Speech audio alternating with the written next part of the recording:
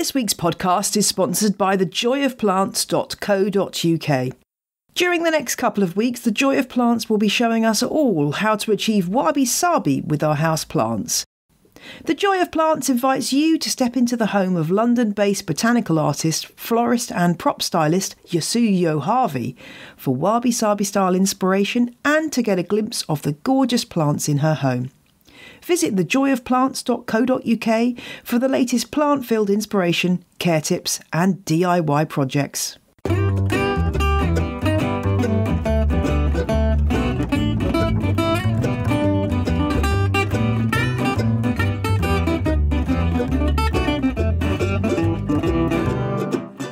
Hello and welcome to On the Ledge. It's still Trailing Plants Week and today we're talking about Ceropegia woodii, aka String of Hearts, and I'm here in the sunroom with my String of Hearts, and I've got, I'm going to hear jingling of my keys because I've got my tape measure that's attached to my keys ready to go.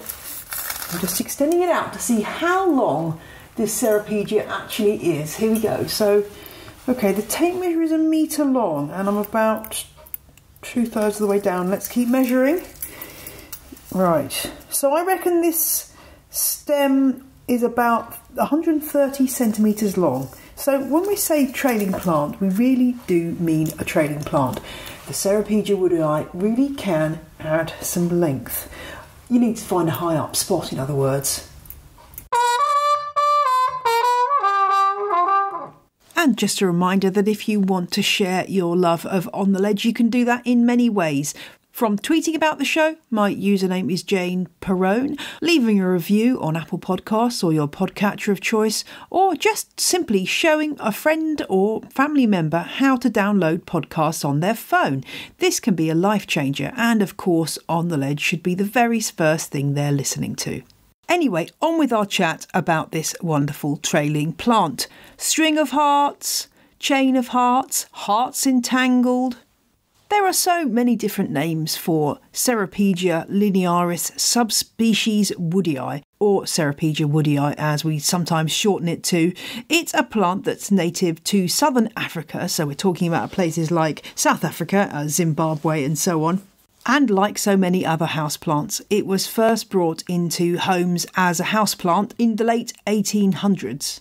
And it's been popular ever since. Ceropegia woodii is a member of the milkweed family, and there are quite a few more species. Not many of these are grown as houseplants, but you might see the curious Ceropegia sandersonii, which has got a curious green flower with what I've seen described as a corrugated hood on top of it. That one's definitely worth looking out for. But me, I really only have eyes for Ceropegia woodii. String of Hearts has the most beautiful, tiny, about 1 centimetre across, heart-shaped leaves, each one inscribed with a silvery filigree, which is really rather beautiful. This plant is pretty tough. That's all down to something it has tucked up its sleeve, or rather more accurately tucked into the potting soil, and that's the tubers from which this plant grows. These look a bit like, well, like water chestnuts, I suppose, and they can be anything from pea size right up to, well, fist size if you're really lucky and have a particularly venerable plant. If you've heard the term caudiciform before, then this is what we're talking about, a plant that has a tuber or swollen stem which it uses to store water. So Ceropegia woodii is a caudiciform plant. You didn't even know you had one, did you?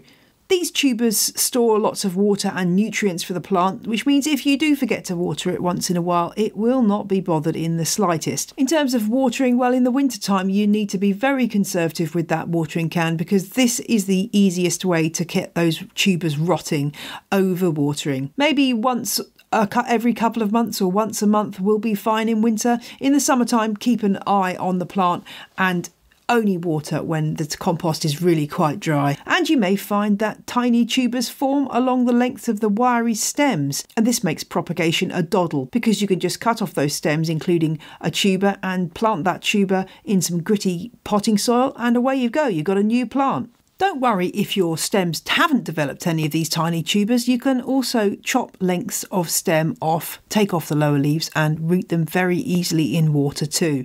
Because this plant grows from tubers, it's important to make sure that the potting mix you use is really free draining. So add a handful of grit or perlite to your houseplant potting mix and you'll keep these plants pretty happy.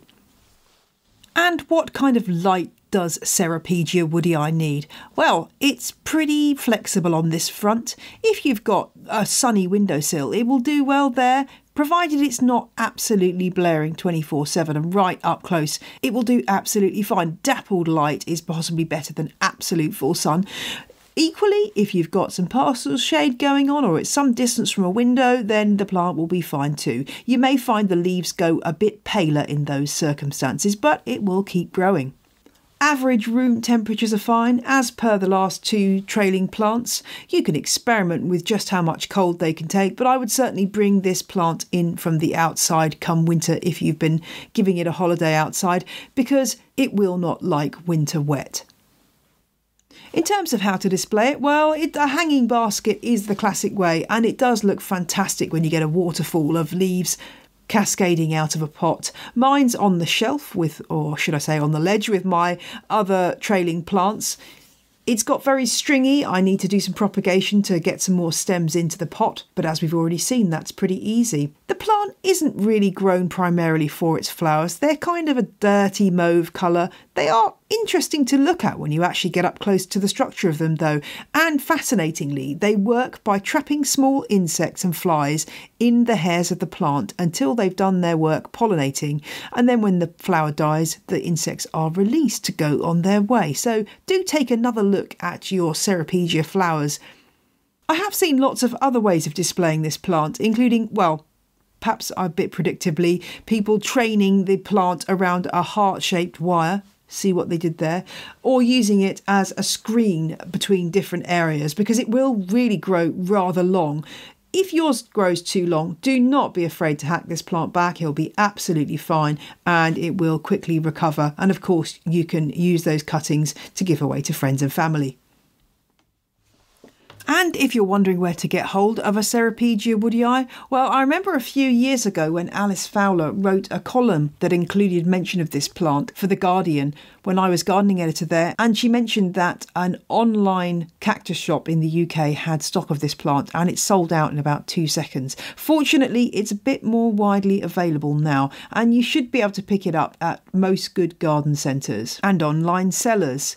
Just a word of warning though, that name Hearts Entangled is absolutely accurate because this plant will get in a tangle as soon as you look at it. So if you've got to move one around or you're having one delivered, just take care because it will take you hours to sort out the stems and you may have to cut some off in order to do so. So that's about all I've got to say about Ceropegia woodii, but what have you got to say? I'd love to hear your thoughts on this plant. How do you grow it? How do you display it? And are there any awesome, cool, variegated cultivars that I've completely ignored that you want to tell me about? I'd love to hear from you. Do drop me a line to ontheledgepodcast@gmail.com. I'll be back tomorrow with the next trailing plant we're going to feature, which is Apicea cupreata, or the flame violet. See you then. Bye.